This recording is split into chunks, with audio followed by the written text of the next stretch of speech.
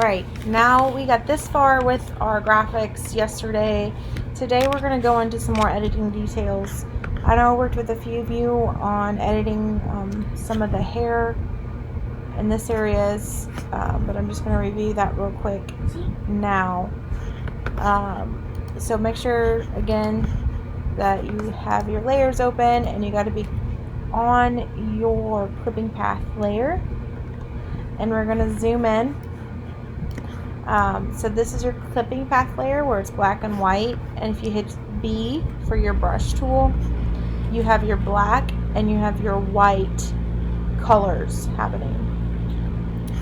Black will take away, and you want to make sure that you have your feathering hardness all the way down, and you want to kind of go in and feather the areas. And if you go too far, you can just go back to the white and add back in. So you really want to work on cleaning up the area so it looks good. So when you have the background back there, you don't show through everything. And like stray hairs like this, I'd almost just get rid of, so that way it looks consistent. And you're just cleaning everything up.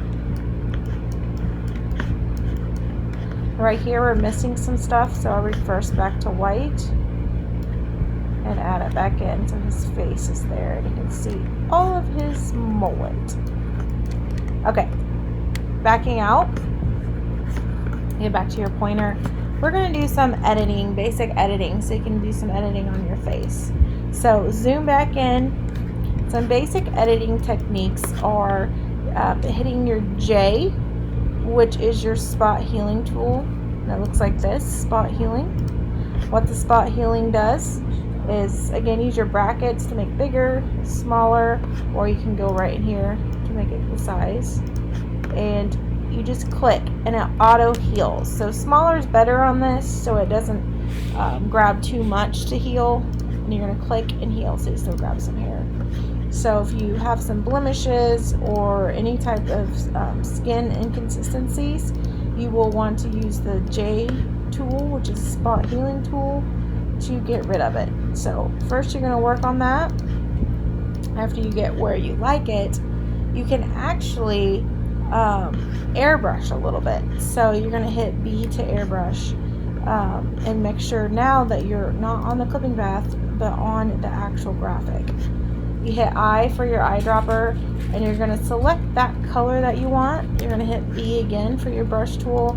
You're going to take the opacity down. You're going to take the flow down, and you're going to lightly airbrush the skin. So that way you get rid of some shininess and maybe dark circles. So eyedrop again, hit the B tool for brush tool, and you're going to lightly airbrush again. And you're getting rid of skin inconsistencies.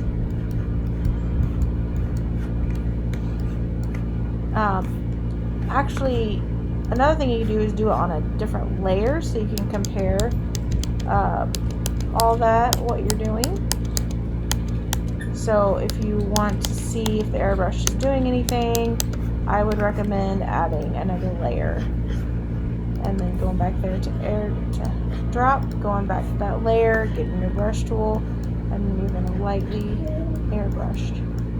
So, and I'll show you why doing it on another layer will help you see what you're doing and whether you like it. So I just use that same color, just kind of airbrushing under the eyes, smoothing out the skin. You don't want to, if you have dealing with hair on the face, you don't want to go too much over the hair because it will take away what the hair would look like. But then if you would eyeball off, see how that makes a smoother skin by airbrushing. And then if it's too bright, you could actually take the opacity down on that layer to make it look a little smoother. Okay, so that's fixing the skin. Nick doesn't have teeth to whiten, but if you would like to whiten teeth, or if you want your face a little brighter, you could go to the dodge tool. And you got to make sure it's a decent size. I think we're too big actually. sure it's not too big, and you just do make sure you're on the layer, and then you're gonna hit click and see how that brightens the face. You could actually go at the size of the teeth and kind of brighten the teeth, or you could do the airbrushing like I just showed you for the teeth with a whiter to make it whiter. So if that's what you want to do to whiten the teeth. Now, if you want to do some fun effects, one thing you could play with is these effects down here. You have all kinds of effects that you could do there, or these are called adjustment layers. And you can go through and play with them what you like. So like if you want to do a different fun color, you could do hue saturation. Once you click on it in the properties panel here, you will see all the properties for hue saturation. So if you want to do black and white, you can go all the way down. Actually, this is black and white. Or you could actually change the overall color. Now, if you don't want the background to change, you would right click on this and hit create clipping mask, and it would go directly, see, has that arrow right there. Harry! This arrow going straight down into this layer. So now you can change it and it will only change your image. So I right clicked and did clipping path, or you could change the overall color of what you look like. Some other options you can play with in there, in these adjustment layers, you can, if you want to make it black and white, you have a photo filter, brightness, contrast, like there's a ton. Again, you'll have to right click, create clipping path, so it goes directly into your face versus the background. You could do that, create a cool lasting look.